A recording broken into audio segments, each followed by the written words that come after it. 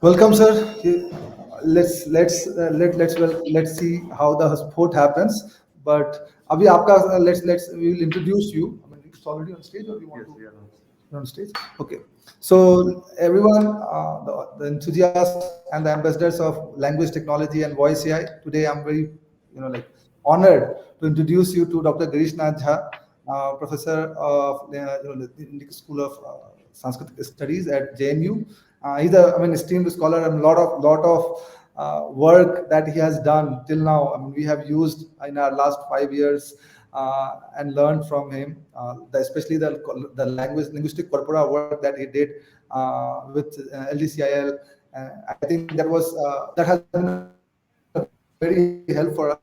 I'm really grateful, sir, on behalf of Saarthi, and we are very happy to have you as a contribution to modern linguistics. Really eager to hear from you and his conversation with you, sir. What you have to share on the stage is.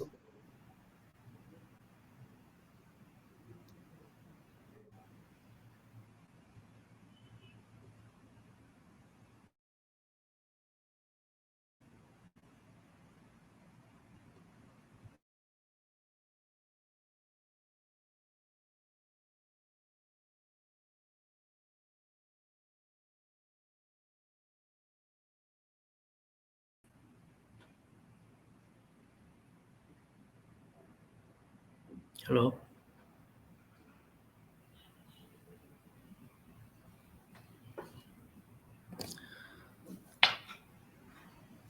Thank you. Thank you, Vishwanathji. There has been some interruption actually. The internet connections are quite intermittent here this day today here. So thank you so much for inviting me to this talk. I'll be making a brief, basically introduction. I'll be introducing Panini's contributions to linguistics, and let me quickly share my screen first. So, can everybody see the slides? I assume everybody can see the slides. Can someone give me feedback that the slides are visible? Okay, I assume these slides are visible. Okay, good. So, besides Panini is the earliest linguist.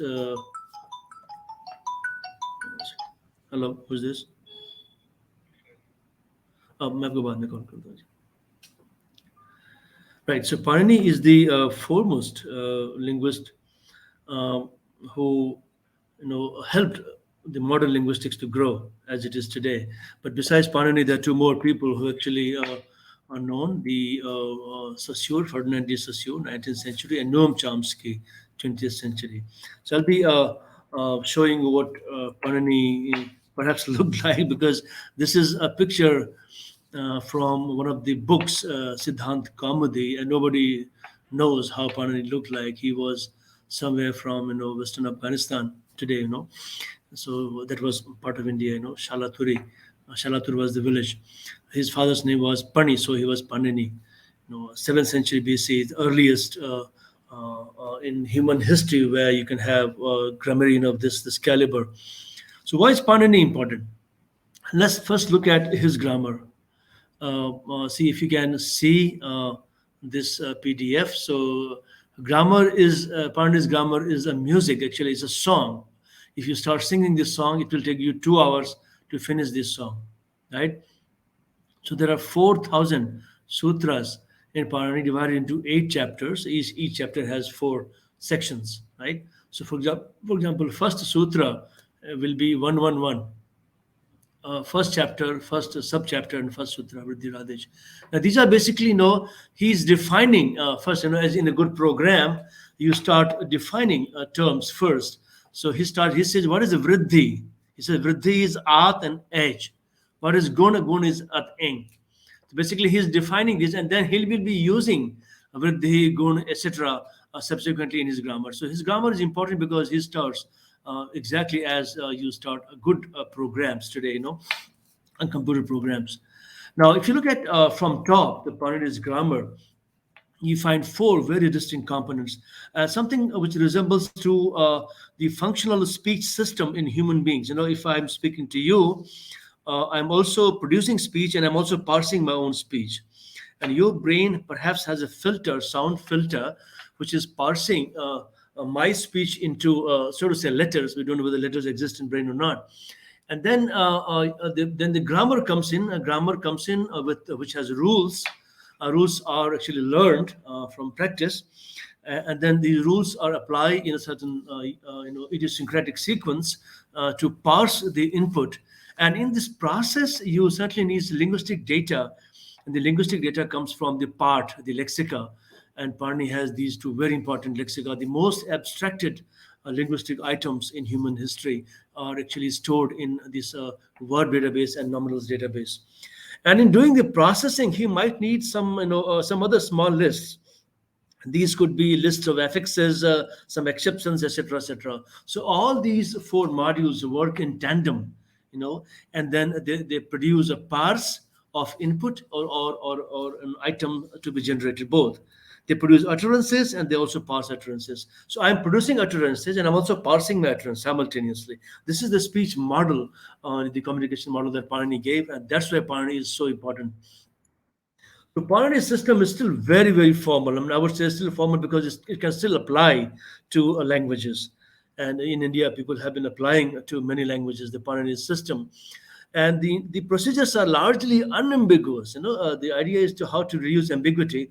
I wouldn't say Panini is 100% unambiguous, but there are mostly unambiguous procedures, and that basically leads to easier programming. And the structure is very similar to a program. And you have, as I just showed you, vriddhi radhe, these are variables being instantiated and assigned values. And then you have to expand on vriddhi. Many people say why Panini had vriddhi radhe as the first sutra. So in India, we say we do mangalacharan. Mangalkari is we talk about vriddhi, like 201, 301, ek is a vriddhikari mangalacharan. So basically, he says we first start with the mangalacharan sutra. And my argument is that Panini was an empiricist and he wouldn't be doing mangalacharan. So what he did basically was telling you that in my entire grammar, unless you do expansion, you cannot perhaps understand my grammar. My grammar needs expansion at every step. So vriddhi is the key in Panini. You have to expand every sutra, actually, as in a basic phrase structure grammar, you have to expand. S symbol has to be expanded into noun phrase and verb phrase, and noun NP has to expand it into determiner and noun. And similarly, you have to continuously expand symbols. Right. And then the phrase structure rules and replacement procedures may have been certainly influenced by Panini, as I'll show later. But before we actually show how Panini closely resembles the practices in phrase structure rules, so let's have some famous quotes on Panini. So Bloomfield, again, another very important linguist who is called the father of modern American structuralism, a very famous linguist in the 1920s. He wrote a famous book called Language, and he writes there the descriptive grammar of Sanskrit. Descriptive grammar is very important, which Panini brought to its perfection. Because before Panini, there were 10 grammarians who were trying to write grammars of Sanskrit, and none were successful. And Panini was able to actually complete the task. Is one of the greatest monuments of human intelligence and an indispensable model for description of languages. So this is an indispensable model. If I want to describe language A, B, or C, no matter which part of the world you are, you will need Panini's model to describe that. This is what Bloomfield says. And then, Encyclopedia Britannica, he says Astadhyayi distinguished between two varieties of language: the spoken language of his time and the sacred language of the text. So Laukiki is the language that Panini spoke. He calls it Bhasha. Sanskrit was not the name that time; it was Bhasha. And before Panini, there was a historical language of the text, Vaidiki. It was called, the language of the Vedas and the Vaidiki. So he wrote two sets of rules actually. And he says that with its complex use of meta rules, transformations, and recursions, the grammar in Astadhyayi has been compared to the Turing machine, an idealized mathematical model that reduces the logical structure of any computing device to its essentials. Mooney Williams says, for example, the great linguist Panini gave the concept for meta language and constructed 1,000s of years before computer scientists began exploring the same idea. No one has been able to match him to this day. Now, Saussure was another linguist, and he thrived during this time, and he was a Sanskrit teacher. He taught Sanskrit language for 30 years. He had a PhD in Sanskrit Genitive Absolute, and he lectured on Sanskrit and Indo-European, University of Geneva, for 3 decades, and may have been influenced by Panini and Bhartrihari, and he benefited from the idea of Sphota of Patanjali and Bhartrihari, and he took that idea of Sphota, the term on which your seminar is based. He took the idea of Sphota and extended it to his signified and signified concept, which is used a lot in many disciplines actually. Noam Chomsky, 1928 onwards, now he left MIT last year, I guess, and he has joined University of Arizona, and he has been critical in revolutionizing modern linguistics. His ideas on universal grammar, transformational grammar, his ideas on cognitivism and inductivism, and how successfully he destroyed the behaviors theories of that time. And the predominant professor was B.F. Skinner of Harvard University. And then he was hired by MIT, and his Chomsky hierarchy, etc., are well known. We don't have time to go into those things. We'll certainly do it some other time, maybe. Now, if I compare Panini's grammar, when I viewed Panini's grammar from top to Chomsky's grammar, you'll see very, very close comparisons. So Chomsky wrote two very important books. 1957, he writes Syntactic Structures, and then 65, Aspects of the Theory of Syntax, where he laid down the model of his grammar, the generative grammar actually. So Chomsky's model has the base component, and base component has phrase structure rules and lexicon. And the phrase structure rules are actually the sutra part of Panini, and lexicon is basically two, the dhatu part and gana part. It's two lexica basically. And what Chomsky says that when the input passes through these, you get analysis, the deep structure. And then deep structure is mapped to the semantic component, and then you apply transformational rules and get the surface structure and to the phonological form. So the phonological component is actually the akshar samamnai, the sound component of Panini, which actually analyzes your speech. So very close comparison. And Chomsky in his grammar says that Panini is also a generative grammarian. He uses Panini is also a generative grammarian. He doesn't say Panini was the first generative grammarian, but Panini also a generative grammarian. If you compare the contrastive grammar, one of the grammars in Chomsky hierarchy, so you find this comparison. So grammar G is VTPS, the non-terminals, terminals, productions, and the start symbol. And if you compare, so non-terminals would be noun phrase, verb phrase, determiner, and in V in an English-like language. And in Panini, you would have akka, savern, etc. would be the non-terminals in Panini. Panini uses a very complex set of non-terminal terms and meta terms, actually, much more abstracted meta terms than non-terminals in Chomsky. And terminals would be simply the words of language. And in Panini, you could have much more abstracted terminals. Even the sounds would be terminal items.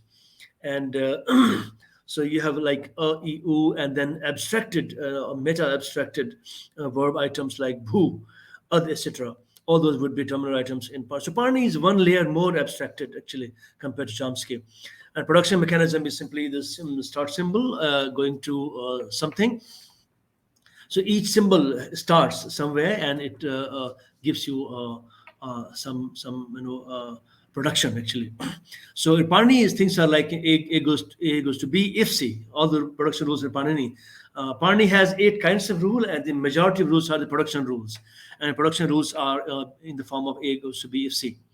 And S is a start symbol, and a start symbol again in Panini is much more abstracted, because start symbol in Chomsky is utterance, what is uttered from the mouth.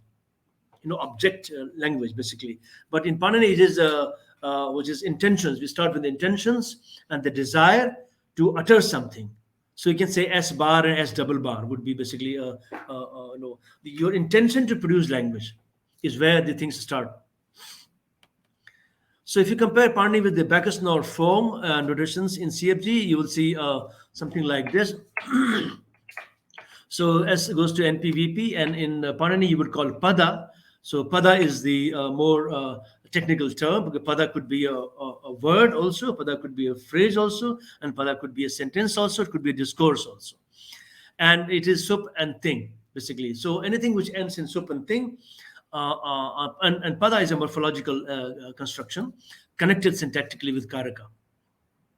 And so NP goes to written in Chomsky, and the NP basically is Sanja pada is a S Sanja, and it could be flanked by abstracted entities. Similarly, VP goes to VNP in Chomsky, and Kriya pada could be flanked by entities right and left. And the nouns are the words, and here the nouns or sanya could be inflected items, actually, in Sanskrit. So one item, one stem can in one nominal stem can give you 21 inflected items in Sanskrit. Similarly, one verb can give you 180 inflected items in Sanskrit. And so it's a much more elaborate design in Panini, and in that too in only 4,000 sutras. And that's the miracle of linguistic activity in ancient India. Similarly, kiya could be the kriya, the verb could be changes, bites, etc. The physical actual forms of verbs in English language and English-like languages, and in Sanskrit could be the abstracted entities, and that elements like that would be non-existent in Indian languages. So now the CFG in BNF has simplified the definition of programming languages and compiler design. And so Panini could have been very well the idea which started. And the Panini's translation started very early. People, 19th century linguists from Europe started hitting Panini, and then basically trying to get translations of grammar of Sanskrit, Panini primarily, and dictionaries, and that led to this revolution in linguistic thinking of the West. So idea obviously came from Panini, describing natural language or programming language exactly using rewrite rules. Though the challenge is describing natural language without ambiguity, and that Panini showed how to do it actually. So from Panini to Saussure to Bloomfield, 1920s, and to Harris, Jellic Harris and Chomsky, John Backus, Backus-Norval, and Peter Knorr, Backus-Knorr forms. All the basically you can see, you can trace the evolution of computing from Panini onwards. And there was this gentleman called Peter Zilahi who writes that it should be called. I can't open this letter because it's not present in the folder. So you can search Panini Backus form suggested by Peter Zilahi. He says in 1963 he writes a letter to this organization that it's for Panini who actually started this, and he cites from Panini and from other sources to prove that it was Panini who started this, and he says it should be called Panini Backus form. Peter Zilahi's argument. So Panini's technique and abstracted tradition used in accurately describing NL structure is very similar to John Backus, who described a new programming language, IAL, International Algebraic Language, which was basically a term called Algol. Now, so the Panini became the Panini and Panini linguistics became well known to the West and to the American structuralists, Bloomfield onwards, and then the Chomsky's model of grammar was adapted into generative the tradition of grammar writing, which was used in artificial intelligence. And so some of these grammars are pre-machine learning phase of computational linguistics and AI used these grammars, and Ashtadhyayi still is used primarily, I would say, if you want to compute Indian languages. So lexical functional grammar, function unification grammar, tree joining grammar, you must have heard some of these, SPHG, etc. Most of them are actually they have spawned from Chomsky's model, and Chomsky, so to say, gets inspired from Panini. So finally, summarizing Panini's impact in core areas of linguistics, if you see, so phonetics, if you want, because you'll be working mostly on speech and sounds. So if you see, a concept of human speech basically comes from Sanskrit and Panini, and the systematic mechanism of sound production and sound combination and sound communication, all that, place and manner of articulation, speech, variation, all that have been details discussed in Indian tradition and Panini. So Shiksha and Pradeshakya actually are very important Vedangas. Out of 6 Vedangas in Sanskrit, if you have to understand Vedas, you have to first read 6 Vedangas, and out of 6 Vedangas, 4 are linguistic Vedangas. So Shiksha Pradeshakya is the phonetics of phonology, and then you have Vyakarana, grammar, then you have Nirukta, etymology, then you have Chanda, metrics. So all these 4 have to be known by you before you can actually attempt to know Vedas. So there were more than 100 Shiksha texts still available in Sanskrit. And one of my students actually, he translated Panini Shiksha into Uriya language. So Panini Shiksha is a very important text of phonetics. And then one of my other students translated Atre Shiksha, Charani Shiksha. There are so many Shiksha texts available, which you can actually look into. And then you have sound classes by way of pratyaharas. Panini is 14 Shiva Sutras. If you run an algorithm through it, you can get thousands of sound catalogs, and Panini uses only 42 of them for his grammar of Sanskrit, which indicates that this pratyahara mechanism was used for other languages also. Like in Panini's dhatu part, we have 2,000 dhatus, but only 500 or so are used for Sanskrit. So it looks like the dhatu part was a sound, basically a catalog of verbs for other languages also of that time. Then the concept of syllable also is very important, that came from Sanskrit and Panini. And then the morphophonemic rules, there are, I think, at least 38 base rules of sound combination in Panini, which can spawn, if you start expanding those rules, these lead to hundreds of rules of Sanskrit sound combination. I remember writing the code in Java for the parsing of these syllables, Sandhi, Sandhi Vicheda, and Sandhi combination. And there's huge linguistic, computing intensive process of processing Sanskrit Sandhi, because one word in Sanskrit could be infinitely long.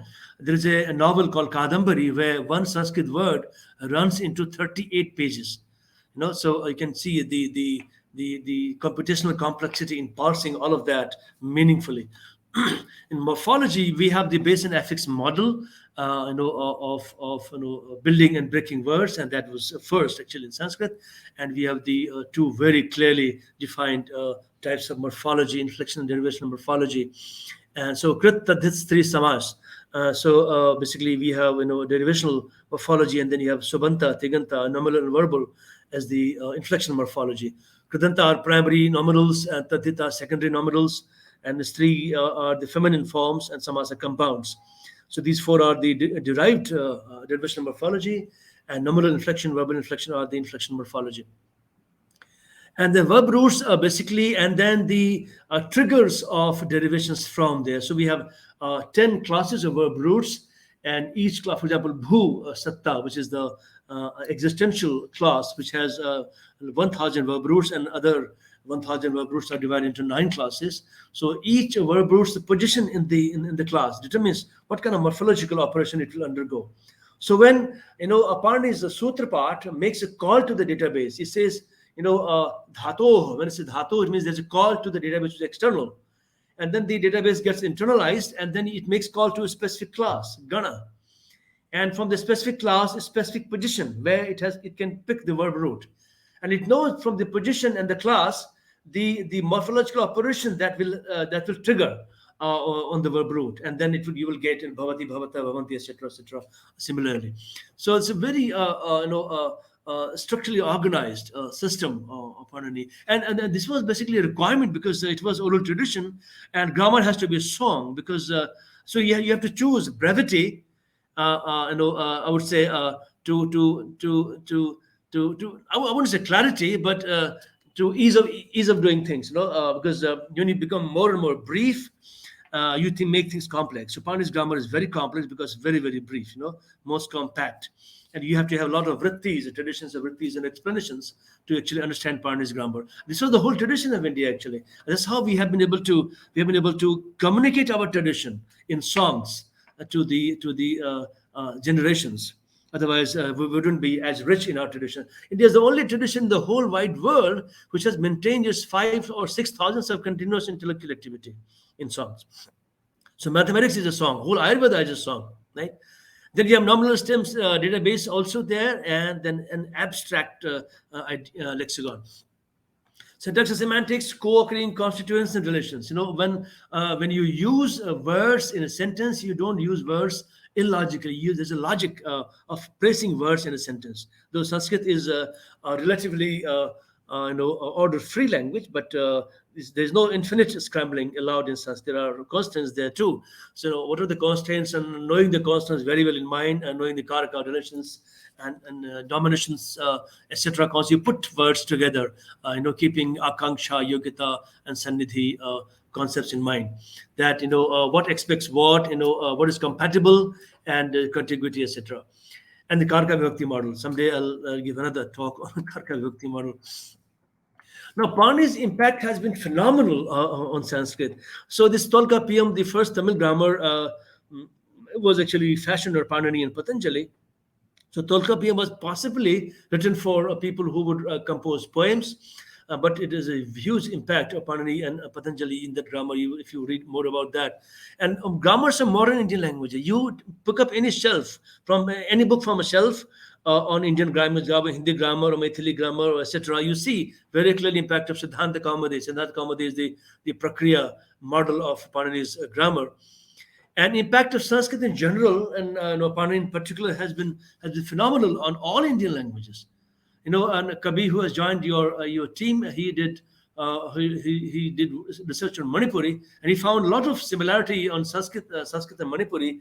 More than 100 verb roots of Sanskrit being the same in Manipuri. So today when we say Manipuri is a Tibeto-Burman language, in fact could have been a miscalculation, and a lot of these languages could actually be would have been spawned from the same Sanskrit through genealogical categorization, etc., genealogical processes.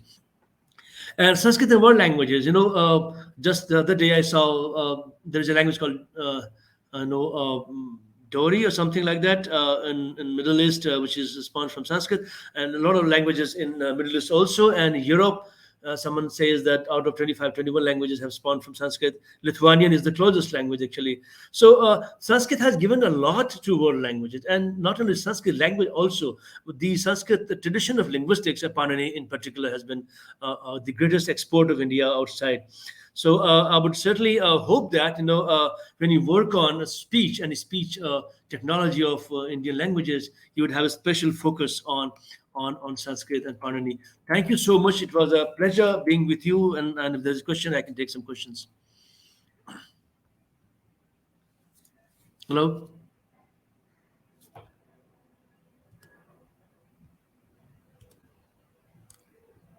Am I still there?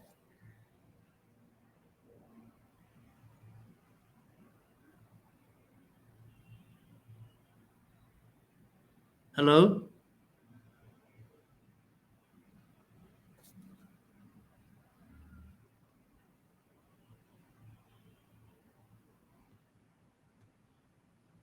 Hello? Yes. Is there any question?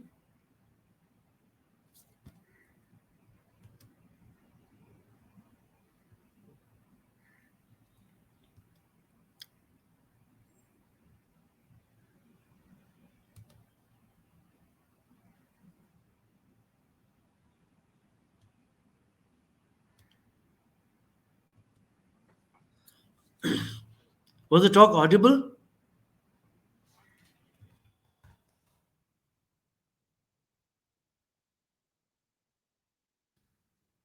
Okay, good, good. I'm happy to know that I was able to be heard by people.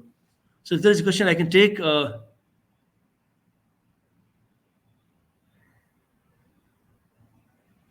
can't hear anything.